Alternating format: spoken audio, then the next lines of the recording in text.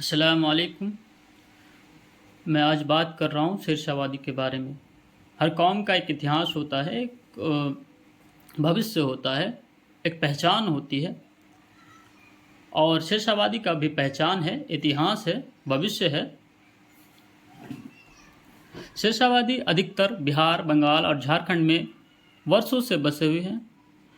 शेरशाहवादी का इतिहास शेरशाह सूरी से है। शेरशाह सूरी का टुकड़ियों में, सेनाओं में और प्रशासनों में काम किए हैं। और ये जो है बहुत ही हौसलामंद, बुलंद और तार्किक सोच और मेहनतकश और खेतीबाड़ी और ज़मीन से जुड़े हुए लोग हैं। लेकिन इनमें एक चीज़ की कमी है, वो है शिक्षा। आर्थिक स्थिति के कारण हो, किसी कारणवश हो, जो शिक्षा में इनके पास कमी है। अगर यह शिक्षा को हथियार बना ले तो मुझे लगता है दुनिया का सबसे ताकतवर कौम में से होगा। क्योंकि ये बिना शिक्षा के ये बहुत ही तार्किक सोचते हैं और इनके अंदर तार्किक भाव मौजूद है। तो हमें और आपको चाहिए कि हम और आप शिक्षा ग्रहण करें ताकि हम दुनिया के गिने चुने कौमों में आए, गिने चुने समुदाय में आए, गिने चुने जातियों में आए। तो इसके लिए हमें और आपको चाहिए कि हम और आप शिक्षा ग्रहण करें, एजुकेशन, तालीम हासिल करें। तालीम हासिल करना, हर इल्म हासिल करना हर जो है औरत और मर्द के लिए फ़र्ज है। शिक्षा का बहुत ही अहमियत है। शिक्षा जब तक हम ग्रहण नहीं करते हैं, तालीम इल्म जब तक हम हासिल नहीं करते, तब तक हम किसी चीज़ के विकास के बारे में सोच ही नहीं सकते। ना अपने समाज के, ना अपने आर्थिक स्थिति के, ना सामाजिक आर्थिक स्थिति के, ना राजनीतिक स्थिति में, ना सांस्कृतिक स्थिति में हम आगे बढ़ सकते या उसके बारे में सोच सकते, उसके उत्थान के बारे में सोच सकते हैं।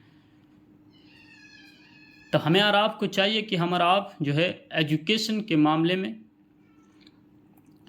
खुद को आगे करें, प्रेरित करें लोगों को, ताकि वो एजुकेशन ग्रहण करें और वो गिने चुने कौमों में शामिल हो। ये बहुत ही बुलंद हौसले वाला और बहुत ही तार्किक सोचने वाला कौम है। इसलिए हम और आपको एक ही बात सोचना चाहिए, वो है एजुकेशन। एजुकेशन से ही हम और आप किसी चीज़ के उत्थान के बारे में, विकास के बारे में सोच सकते हैं। एजुकेशन से ही हम और आप एक दूसरे से मुखातिब हो रहे हैं मोबाइल के जरिए। किसी ने मोबाइल बनाया, उनका मैं बहुत धन्यवाद करता हूँ। वो एजुकेटेड है, उन्होंने उस चीज़ के बारे में सोचा, बहुत ही रिसर्च किया, बहुत ही गलतियाँ की, उनके बाद जो है मोबाइल तैयार हुआ। तो गलतियाँ करना जो है कोई ये नहीं है, लेकिन उससे सीख कर कुछ ईजाद करना बहुत बड़ा ये होता है। तो हमें और आपको चाहिए कि एजुकेशन ग्रहण करें। एजुकेशन से ही दुनिया चलती है। कुरान में जो सबसे पहला सूरा वही हुआ, वो क्या है? बिस्मिल्लाहिर्रहमानिर्रहीम, इक़रा बिस्मि रब्बिकल्लज़ी खलक़। पढ़ो उस रब के नाम से जिन्होंने तुम्हें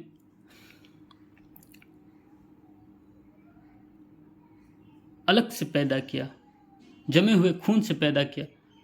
इक़रा बिस्मि रब्बिकल्लज़ी खलक़, खलक़ल इंसान मिन अलक़। पढ़ो उस रब के नाम से जिन्होंने तुम्हें जमे हुए खून से पैदा किया। ये जमे हुए खून क्या है? फिर मैं रुकना चाहूँगा यहाँ पे, ये जमे हुए खून क्या है? जब हम दीनी दुनियावी दोनों तालीम हासिल करते हैं, तब हमको पता होगा कि ये जमे हुए खून, ये अलग क्या है।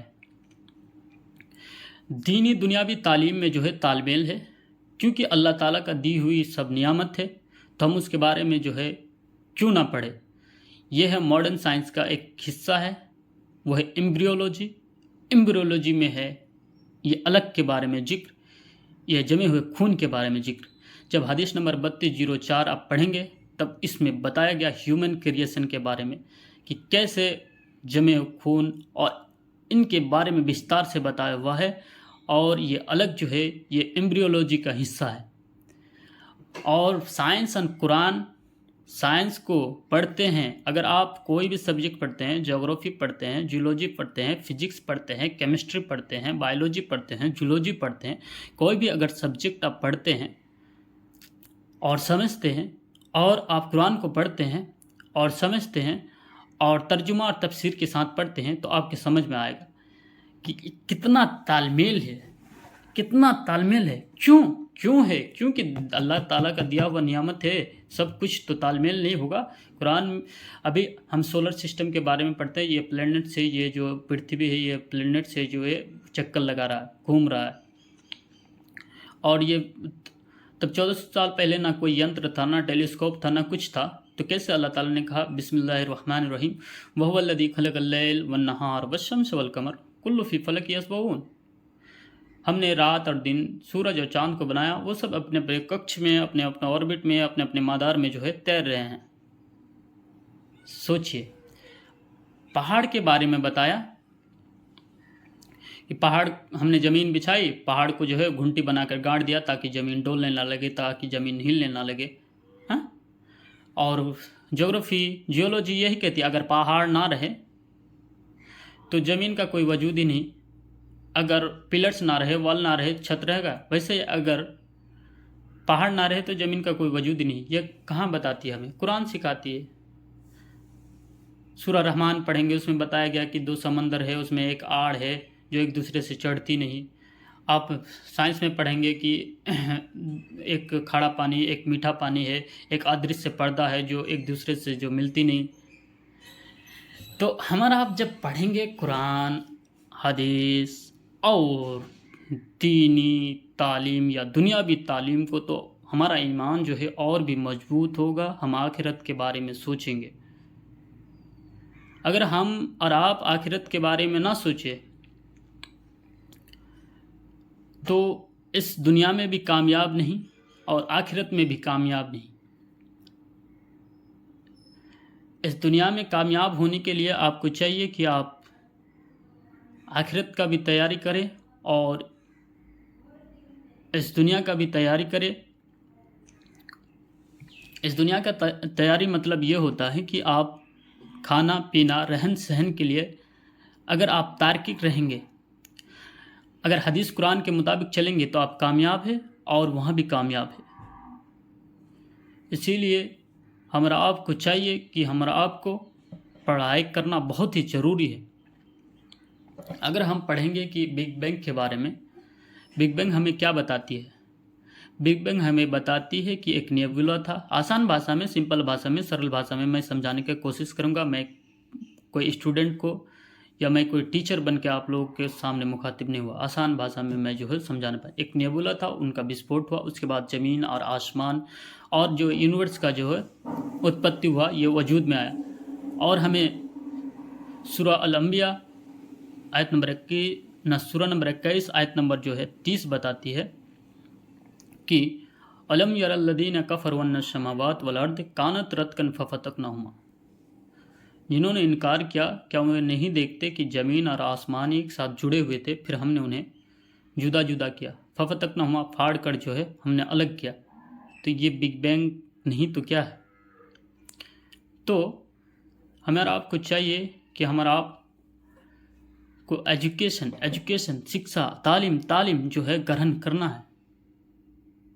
तभी हमारा आप सोच सकते हैं, हमारा माइंड विकसित होगा और हमारा आप जो है कुछ कर सकते हैं। अगर हम पैसे के बारे में सोचें तो जो इंसान एजुकेटेड नहीं होता है, शिक्षा ग्रहण नहीं करता है, तो वो जो है सिर्फ पैसे के लिए काम करता रह जाता है, पैसे से काम करा नहीं पाता है, पैसे के लिए काम करता रह जाता है, पैसे से काम नहीं करा पाता और ये गुलाम बन के रह जाता है। क्यों? क्योंकि इनके पास वित्तीय शिक्षा नहीं है, इनके पास जो है नॉलेज नहीं है और ये गुलाम बनकर रह जाता, पैसे से काम करता रह जाता। अमीर और गरीब में फ़र्क ये है, अल्लाह जिसे चाहे अमीर और गरीब बनाता है, लेकिन एक इल्म भी है जो हमें सीखनी चाहिए कि अमीर और गरीब में ये फ़र्क ये है कि अमीर पैसे से काम कराता है, गरीब पैसे के लिए काम करता है। उनका कोई सैलरी 50 बढ़ाया, फिर वहाँ चलेगा, और 50 बढ़ाया, वहाँ चलेगा। ये पैसे से काम करते करते अपना पूरा जीवन को बिता देते हैं। ये कभी सोचते नहीं कि अमीर कैसे पैसे कमाते हैं, वो पैसे से काम कैसे कराते हैं, इस चीज़ के बारे में सोचता नहीं और सोच भी नहीं सकता, क्योंकि उनके पास नॉलेज, इल्म नहीं है। और बहुत सी बातें हैं, जब मुसीबतें बहुत आएंगे, लेकिन हमारा आप जब तारीख पढ़ेंगे हम बिलाल का वाक़या पढ़ेंगे, खालिद बिन वलीद को पढ़ेंगे, हम जब सुमैया को पढ़ेंगे तब हमारी आसानी होगी। जब जब मोहम्मद सल्लल्लाहु अलैहि वसल्लम को पढ़ेंगे तब जो है हमारा आपको आगे की राह दिखेगी, हम कैसे क्या कर सकते हैं, मुश्किलों का सामना कैसे कर सकते हैं। मोहम्मद सल्लल्लाहु अलैहि वसल्लम हमारे लिए कितने मेहनत किए हैं, नहीं किए हैं, कितने पत्थरे खाए हैं, लेकिन वो हमेशा पीस और शांति का जो है संदेश देते रहे। जब उन्होंने पत्थर खाए उनका लहू लहान हो गया पूरा शरीर। उनके बाद फिर उनको बोला गया क्या इनके सज़ा दे दें, क्या ये दोनों पहाड़ मिला दें? नहीं। तो हम एक दिन में कुछ नहीं बदलेगा, धीरे धीरे डेली रोज़ खुद को बेहतर बनाने का कोशिश करें। अपने कौम को, अपने समाज को, अपने भाइयों, अपने बच्चों को पढ़ाने का कोशिश करें। धीरे धीरे जो है वो देश का विकास होगा, अपना समाज का विकास होगा, उत्थान होगा। नूह अलैहिस्सलाम को देखे, कितने साल हिदायत के, लेकिन जो है इंसान सही राह पर नहीं आए। तो आपको 1, 2 साल, 4 साल में नहीं, सैकड़ों साल लगेंगे, लेकिन आपका कौम जो है सही स्थिति पर आएंगे। अपना लीडर जो है खुद चुनिए। सबका अपना अपना लीडर है, और अपना लीडर चुनिए, एक अच्छा लीडर चुनिए और वोट करिए। और ये शेरशाहबादी कौम जो है पैसे पर बिकने वाला कौम नहीं है, ये प्रेम पर बिकने वाला कौम। अगर उनके साथ कोई दीगर मजहब का हो या कोई अदर कास्ट का भी हो, नॉन मुस्लिम भी हो, उनके साथ अच्छा व्यवहार करता है तो उनके साथ वो अच्छा बर्ताव करता है। उन्हें कोई चीज़ से, और हमारा आदत है कि सब धर्मों का जो है सम्मान करना, ये हमारा शिक्षा ही है कि सब धर्मों का सम्मान करना। तो हमें और आपको चाहिए शिक्षा और अपना एक लीडर चुने, वो लीडर जो हमारे बात को सुने। लीडर ऐसा होना चाहिए, प्रेम वाला होना चाहिए, पैसे वाला नहीं। पैसे से वोट नहीं, प्रेम से देंगे। प्रेम से वोट कैसा होता और पैसे से कैसा होता? प्रेम से होता है कि आपका सामाजिक हालत कैसा है, उनमें शिक्षा की कमी है, उनमें कोई चीज़ का कमी है, मुझे बताए और मैं धीरे धीरे उनको दूर करने का कोशिश करूँगा।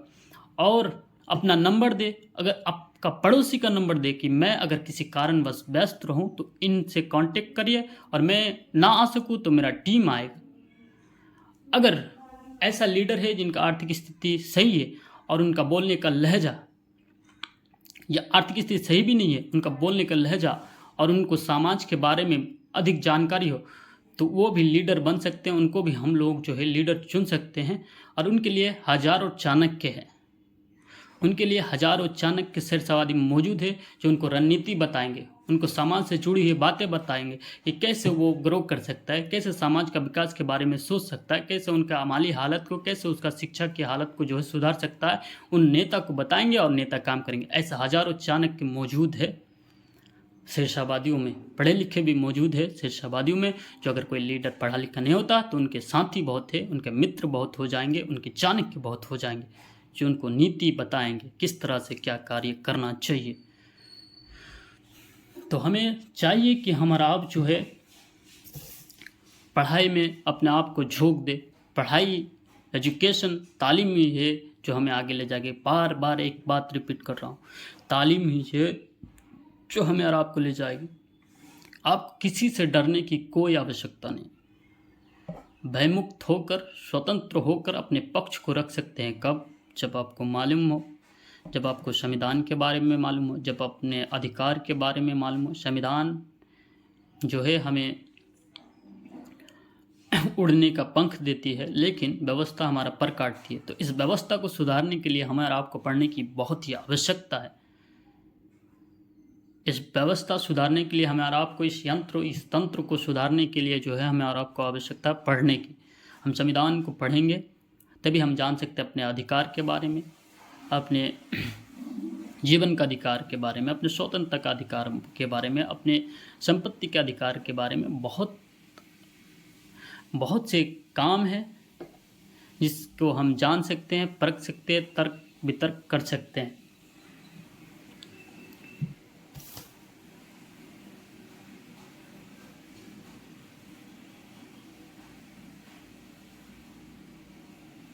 देखिए, कोई भी इंसान जो है वो अगर भय से, चिंता से रिस्क लेने का अगर उसको उसके पास कुव्वत ना हो और वो हमेशा सही से खेलना चाहे, सही खेल खेलना चाहिए, जो कोई रिस्क जिसमें कोई रिस्क ना हो या जिसको हारने का डर हो, वो कभी जो है आगे नहीं बढ़ सकता। हार के ही आगे बढ़ा जा सकता है, गलती करके ही सीखा जा सकता। जो इंसान गलती नहीं करता वो सीख ही नहीं सकता। शर्म कर अगर हम और आप जब वो शिक्षा ग्रहण करेंगे तो कोई चीज़, कोई शर्म, कोई भय, कोई द्वेष हमारे अंदर जो है नहीं आएगा। तो हमारा आपको चाहिए कि हमारा आप जो है शिक्षा ग्रहण करें। शिक्षा से ही हमारा आप जो है बहुत ही आगे जाएंगे। अस्सलाम वालेकुम।